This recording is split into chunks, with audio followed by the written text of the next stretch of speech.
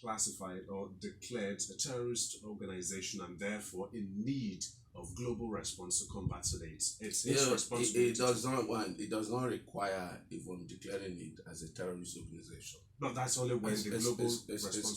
Excuse me. I have passion for terror.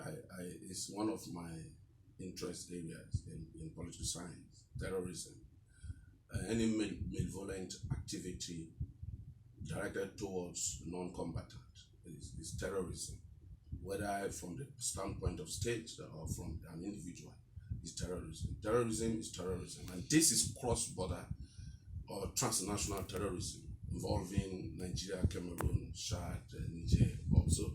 I think that it has already been declared. It's a known fact established everywhere that Boko Haram is one of the terror. I've even seen it where it has been listed as one of the terrorist organizations. But then the issue of defining terrorism is always a problem because one man's milk is another man's poison. What serves as terrorism serves as rebel group, freedom fighters, like the militants we had in this place. They were freedom fighters, but to federal government, they were something else. And so Boko Haram has long been declared as not only a terrorist group, but international, transnational terrorist group. Let me get back to Barrister. If there is any country in the world right now better positioned to spearhead reformation of the United Nations, that country is Nigeria. Right now, we have the president-elect of the General Assembly, a Nigerian. We have the Deputy Secretary General of the United Nations, a Nigerian, former Minister for Environment, Amina Mohammed. Can't these persons spearhead or front reformation of the United Nations, and then by that act alone position Nigeria as a country that is ready to take on global responsibility? Well, in as much as I appreciate the occupation of these positions by Nigerians, the starting point for me is that we should not overestimate their positions, because it might make us have so much expectations, and then if these expectations are not met, we now begin to express disappointment. This office is going to last for 1 year. Remember Espinosa, she will be leaving by September, and you're going to ask how much has she been able to do for her country specifically. The UN is run in such a way that you can't monopolize too much powers and all that. There are clear and objective standards, and as such, you have your limits or your limitations. Unlike the office of the Secretary General, which I think is the engine room, these offices are kind of auxiliary, supportive and supplementary, so to say. But then, I think God bless Michael made a very important point, the element of contact. They can use their positions to try as much as possible, to bring to the fore the issues that concern us. We can make the challenges that Nigeria is facing issues for global discussions. And from those discussions might come better understanding and, of course, some kind of intervention. To that extent, I think they can still do a lot more. But I expect, like I said earlier, some element of creativity from them, some kind of activism, that will make the office, even though ceremonial in nature, but still very, very significant with regards to symbolizing authority and the oneness of the UN. Do something that will be of benefit to Nigeria.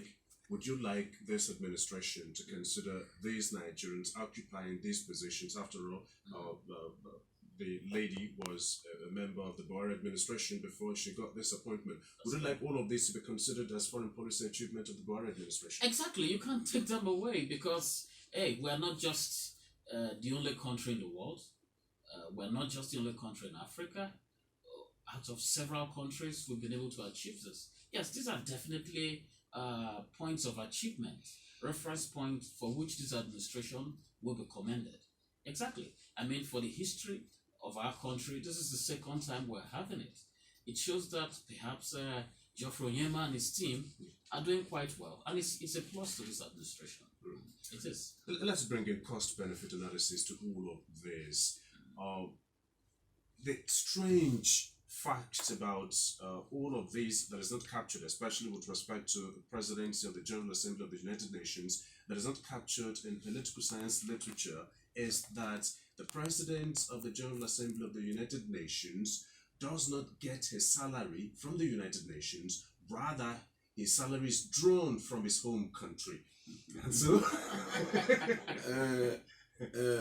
Paul, you are not a political scientist. And so trying to look at it from the context that, these are not captured within the body of knowledge of politics of science, you have gone beyond the threshold of sanity. Okay, I'm sorry. It falls within the purview of public administration to capture some of these issues. Payment system. First, in addition to all we have said, is the issue that before now, Nigeria was described as fantastically corrupt. Fantastically corrupt. Now, Buhari came in, and the emphasis has always been fighting corruption. And I think that whether we are finding it difficult to measure the progress being made in the fight against corruption, I think that at the international level, there is some level of respect and trust, because you cannot imagine a situation where two major offices are being handled by Nigerians. The other side of the argument is that they are not also unaware of the fact that there is a center-periphery relations between the people of the South and the people of the North. And so, like his opening remarks, when you listen to them, he said his effort will go extra length to make sure that that gap is being breached largely. And so, from a cost-benefit level, like what you have asked, it is one of the conventions. It is one of the conventions. When you look at some of the charters, the emphasis on nations, member states to cater for their members' holding appointment is done with a view to reducing corruption and probably to heat up the politics within, to make it less enviable. And we need to draw examples from this practice, because in Nigeria, what has heated the polity has always been the reward system, like I will always say. And the emphasis that member states should cater for their own representatives is to, in a context, reduce the level of political struggle, and to make it less attractive. That is one of the reasons. And if we adopt that measure, I think that the level of violence, like what one scholar would say, election is war in Nigeria, I think it will be drastically reduced. Let me turn to Barrister. Gardner has just alluded that having these two Nigerians occupy these sensitive positions in the United Nations can be considered as positive outcome of the fight against corruption. Do you accept that? Well, it will be difficult to debunk that, even though my sentiments think otherwise. But then let's look at the facts on ground. Nobody will entrust you with such sensitive positions, except the first element of, integrity has been looked into and clear. Nobody will put anyone there that they think would cash on that to things that will be regarded as corrupt. And so, if persons can be sourced from this country and entrusted, to hold these positions, it shows that to some extent there's respect for their own country with regards to the issue of integrity. Corruption and integrity are related. It will be difficult to debunk that. What's the place of an ambitious foreign policy to all of these? this, if Nigeria really wants to draw benefits from this, then it requires that we should have an aggressive and ambitious foreign policy to all of these. This is one pivotal moment, one important moment Nigeria is occupying, or Nigeria is having before the world to say, we are coming, we're almost there. And whether you like it or not, we should have a place of pride within the global political arena. Yes, all this foreign policy making, the determinants are a combination of so many factors. You cannot just look at the progress we have made and come up with the conclusion that Nigeria is trying to pursue an assertive, ambitious foreign policy. I don't think so. But then it only shows that we are actually moving, we are growing, that probably one day, if we get it right at home and with a sound mind holding the most important sensitive offices, I think that we can get there. What is wrong in Nigeria wanting permanent membership of the Security Council of the United Nations? Yes, there are so many other elements you are going to look at for. You may not only look at for the issue of population. Nigeria being the giant of Africa, I call them the lame giant of Africa because we do not have anything. When you look at the elements of our national power, so population, probably resources, we do not have like what I did mention. The formation of UN is resolving around solving security crisis, and the only strength we have.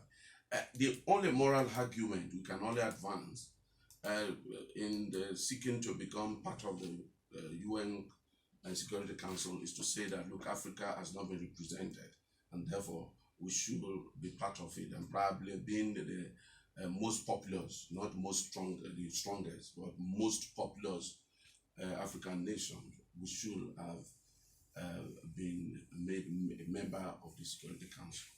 Beyond that, we do not have anything to show for. And so it's going to be too ambitious. It's going to be too ambitious. We are thinking of... is that a bad thing for a country to be ambitious? Is it? Yeah, you cannot be... Of course, you do not go for what you don't have. It goes with high level of responsibility. Being a member of the Security Council goes with... If I tell you what we spent, Nigeria spent. Now, Nigeria, by the ethnocentric standards and indices in measuring the wealth of a nation, today Nigeria is considered as the destination for poverty. And we are talking about an ambitious foreign policy that will make us as a member of the Security Council. If I give you an idea of how much Nigeria spent in Liberia alone through the sponsorship of ECOWAS, I think that it went beyond even our annual budget, and that affected us. Probably a fact of history are some of those things that are accounting for our poverty destination today. Let me get back to Barrister. Isn't now time for Nigeria's influence within the African continent to spill over and across the entire world? Because personally, I feel now Nigeria is better positioned now than any other time to assert its influence, to say we want this and that from the rest of the world. Yeah, firstly, let me say that I was very, very uncomfortable when I heard my brother describe Nigeria as a lame giant. I think that's most unfair, and I was beginning to wonder if it's no longer from Nigeria. Let's be fair to our country. Okay. First of all, what are the facts? The 5 permanent members do not have any special financial obligation. In fact, when there are world crises, most times you hardly will hear China getting involved. What happened was, at that particular time that the UN was being formed, they were deemed the world powers, and they needed to create that circle. Okay. 1 out of every 4 black person is a Nigerian. We have the advantage of population. Let's not forget our antecedents. When regional crisis erupts, Nigeria is the nation to run to. We've delivered. When the fight for apartheid was at was at its peak, Nigeria was at the fore. Sure. So we've played substantial, leadership role to justify being made a member of the Permanent Council from all angles. So to say, you cannot, debunk our quest or rubbish it. We are eminently qualified to fight to be part of that. Our population is more than twice that of nations like France and the UK. So, what exactly are we talking about? I think the world should move a lot forward and give us the space to be part of that all-powerful Security Council. All right. Paul, in addition, no. I want to buttress my point by saying that it goes beyond looking at only cosmetic elements like population. It goes far beyond. Today, assuming today we are not also praying that it should happen. Today we have crisis with North Korea. What will be our fears? Do we have the capacity to match it? It's because we've not looked at the things we need. Excuse me. What does North Korea have? Okay, they have nuclear capability. Why not Nigeria? I've not said anything. You have started counting what they have. Nigeria can say this minute we want nuclear Exactly. It's another contradiction. Another contradiction from my brother Barrister is that he did make reference to Britain as being much more smaller in terms of population. That shows that population plays no role in the determination of the membership of the Security Council. And so we should look at for Nigeria in terms of technology, still very low. In terms of military might, still very low. We are battling with issues of fighting terrorism. We are calling on international collaboration to ensure that we get some assistance from. But I think we can get all of this only when we are aggressive. The problem was a terrorist organization in the UK. Of course, the Red Army. So? Yeah, now the point I am making is that you cannot. We are funny, very funny set of human beings. We have been importing what we have and exporting what we do not have, and so we have been addressing problems relating to crisis elsewhere in Africa without looking at our. No country will be very comfortable when you are not taking care of your people at home. The people are very central. My argument is that our people have not been enjoying that greatest happiness for the greatest number. We are still lagging behind. We cannot be fighting for Liberia at the expense of our people. I did mention that Nigeria spent over $4 billion when we are trying to address the crisis, the domestic crisis in Liberia. But I think it's because we never thought of what we could get in return for helping our brother out. Of course, it only advances our image abroad. It only advances our interests abroad. Okay. With that, you may have bargaining force. But then the problem is, what are your people at home? You cannot be saying that you are a philanthropist assisting others when you cannot even send your son to the hospital. It's the greatest contradiction. So such oxymoron we must. Just before Barrister comes in, you on to Rise and Shine this lovely Friday morning. Around about time we are set to receiving your calls. The numbers to call 0816 207 0813 0908 127 8300 as well. Your thoughts and views to the SMS protocol 0703 2661569. Benefits, or better still, prospects of Nigeria benefiting from the emergence of Mohammed Bande as president of the United Nations General Assembly. Barrister, let's begin from continue from where God bless dropped off. Yeah, where he said we cannot continue to advocate for a forceful, aggressive foreign policy, wanting the things we don't have right now that other countries have, but simply because we've not taken care of things at home. Of course, we do agree that a whole lot of things have not been taken care of at home, but then the ability, the power to taking care of all of those things can come our way only when we begin to assert ourselves. Nigeria is the most influential country within the African continent, and if Africa is to be considered within the global Paul, context. I beg you, say